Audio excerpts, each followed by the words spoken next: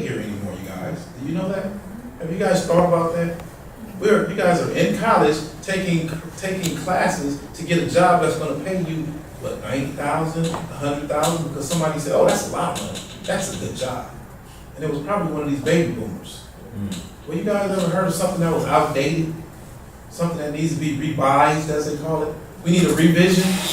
Nobody has bothered to revise what mommy and daddy and grandma is telling us. They're telling us, go, what is it? Go to school. Good job. What? Okay, so for good education is paying you, if good to most people is 100,000, you don't even qualify to own a home currently in LA. Nope. So what are you gonna do? That's why most people who graduate from school go live somewhere else in another state because it's affordable. So why is it that people are coming to America saying, "Oh, America's affordable. I'm going to move to Compton"? Do you know what people are doing? And we're thinking, well, these guys, these billionaires, they were smart. They're college educated. Do you guys ever heard? Let me tell you a story. There was a guy who was sitting back and he said, "You know what? A lot of my people are moving to America. I want to go out there and make something and make some money and see what happens. I'm going to be rich or something. Let me see, because a lot of these Americans buy stuff." You guys ever heard of a guy by the name of Benny Hunter? Mm-hmm. He realized, he said, "There's no fried rice in America." So he bought fried rice out here and became a multi-billionaire. Did he create anything that nobody ever done before? No. They were making fried rice in this country. So he basically saw something there that wasn't being sold here. You guys heard of a company? Let me tell you another story. A guy came in his office, he came in his buddy's house in college, and he saw something sitting in his buddy's house and said, "Man, this is cool. What are you doing?" The guy said, "Oh, that's some junk. I'm not even worried." "No, this is going to be great, man. I got an idea for this." You guys ever heard of a company called Apple? Steve Jobs, he didn't create nothing. He just saw something that was already there. It wasn't his intellectual property, it was someone else's. But he had a vision in it. And he said, "No, we can do some bigger things with this." Do you know what he did? You guys know how much Apple Computer started off for?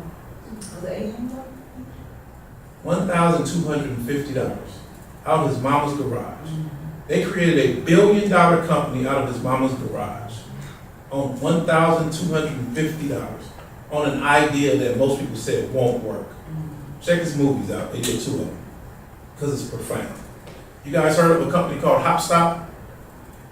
It was a Nigerian brother came over here. He went to the stock market in was it New York, and he would always be in the subways, and he'd get lost. He'd think that there's a restroom at this stop. He'd get off, and there's no restroom. He'd think that there's a restaurant. There's no restaurant. So he decided to do what? He created an app. Something stupid, right? Something simple. He said, "I want to look at my cell phone and know where a clean bathroom is. I want to know what stop is going to be something to eat." He created an app. All of a sudden, he made it for New York, and he made one for UK and overseas, everywhere that has subways and bullet trains. Next thing you know, guess who bought it for how much?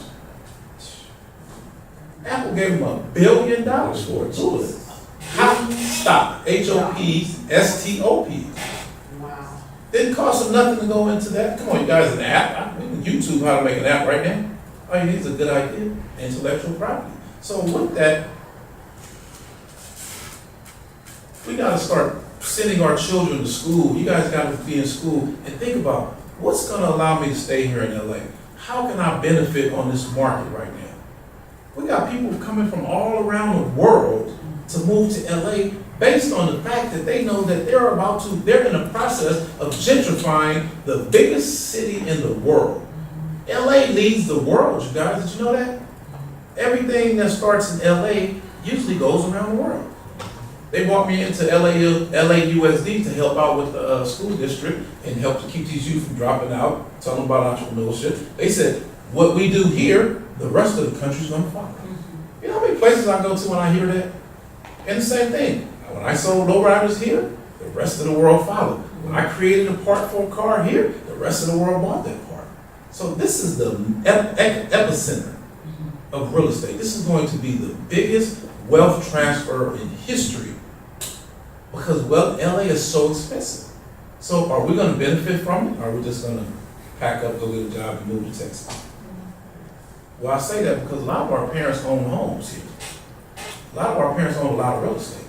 I know because